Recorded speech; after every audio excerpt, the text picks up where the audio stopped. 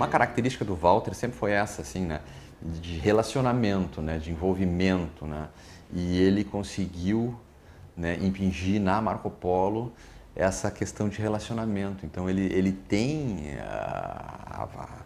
o DNA do Walter, assim, comercial, passado para dentro da Marco Polo. Isso aí foi uma coisa assim que a gente repara, porque todo cliente vai na Marco Polo e se sente abraçado, se sente bem recepcionado, né? Recebido, né?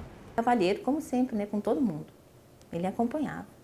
Ele ia até lá na recepção, tá? Ele dava atenção total, né? Ele fazia questão de conhecer toda a equipe com quem ele ia trabalhar, com quem ia fazer esse evento. Ele queria saber de tudo, ele se envolvia, ele pegava junto. Ele estava sempre trabalhando por trás dos fatos, por trás dos eventos, orientando as pessoas e conduzindo de maneira que tudo saísse da melhor forma possível, né? Uma coisa bem marcante é que ele gostava muito de celebrar os eventos.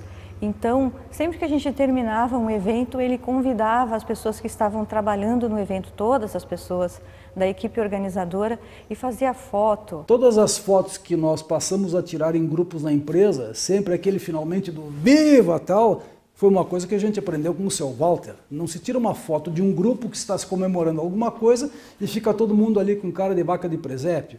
Ou seja, tem que haver uma vibração, tem que dar um motivo àquilo, e isso, mais uma marca que a gente aprendeu com o seu Walter. Mas, acima de tudo, ele gostava de ver esses momentos, esses congraçamentos entre as equipes. Eu acho que isso é uma marca bem interessante que ficou, a rústica também, enfim.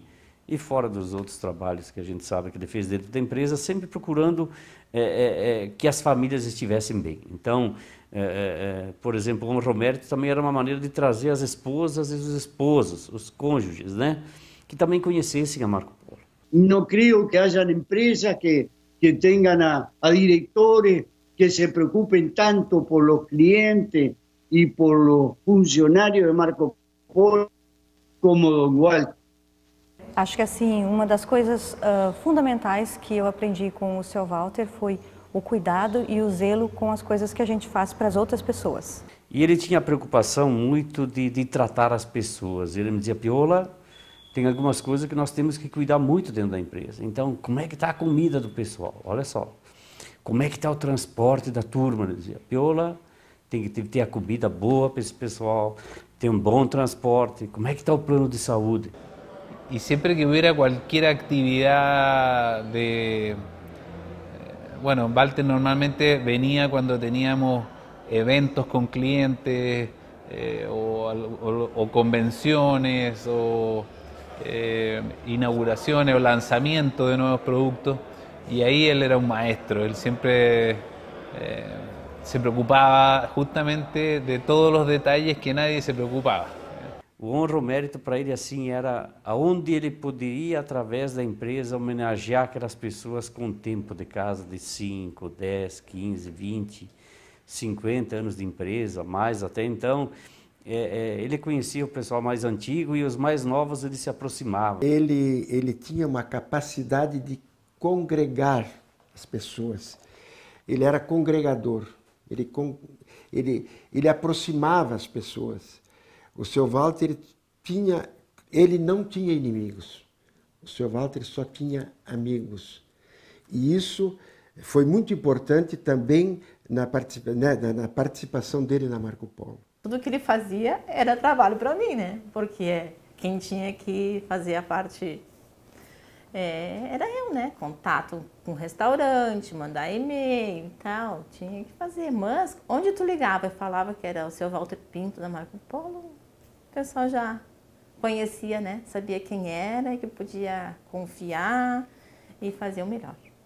Quando tinha algum ocorrido, por exemplo, de alguma coisa de um advento, por exemplo, de alguma tempestade, algum destelhamento na cidade ou nas próprias cidades vizinhas, ele pedia, Piola, vamos ter que dar uma olhada se tem algum funcionário nosso, que tem alguma casa, alguma coisa que destelhou. Quem conheceu ele sempre vai carregar com ele é a preocupação de cuidar da marca, a preocupação de cuidar da imagem. Eu acho que isso tem que perpetuar, né? Porque foi isso que fez a Marco Polo crescer e ser conhecida em todos os continentes, né? Ele fazia questão de viajar, de ir até a base do cliente, de conhecer, até às vezes de viajar com o próprio cliente para conhecer a realidade dele. Então ele fazia muita questão de estar muito próximo aos públicos. O apoio do seu Walter foi no seguinte sentido. Quando a Marco Polo instituiu a possibilidade de terceirizações, me foi solicitado, e depois eu trouxe o Ronaldo junto comigo para elaborar o trabalho em conjunto, porque o Ronaldo era meu encarregado da área de tráfego e movimentação de chassis e ônibus, nos foi solicitado para elaborar um trabalho para transferir para fora da Marco Polo o transporte de chassis e ônibus, que era sempre muito problemático. Aí foi feito esse projeto, nos pediram para apresentar, na época para o comitê operacional, que assim era chamado, e tomava as primeiras decisões, depois reportava para a diretoria corporativa, né? E até que num determinado momento foi nos comunicado que eles nos dariam a oportunidade, se nós nos dispunhamos a executar esse trabalho como terceirizados, certo? Bom, aí o que aconteceu? Depois de um tempo, surgiu uma norma dentro da Marco Polo que quem tivesse terceirização tinha que optar ou fica trabalhando na terceirização e sai da Marco Polo para não haver esse vínculo, ou fica na Marco Polo e não participa da terceirização. E aí um determinado dia eu fui chamado pelo seu Walter e coincidentemente o seu Paulo abriu a porta da sala do seu Walter, deu um oi para ele. Oi Walter, como é que você está? Tudo bem? Aí o seu Walter disse, não Paulo, chega aqui, vamos conversar junto conosco. Aí o seu Walter me comunicou que eu ia fazer uma exceção à regra, porque eu ia coordenar o projeto do México. Então eu ia ser a única permissão a estar numa terceirização e trabalhando na Marco Polo simultaneamente. Ele fazia questão de trabalhar nos bastidores, para que as pessoas certas fossem à frente.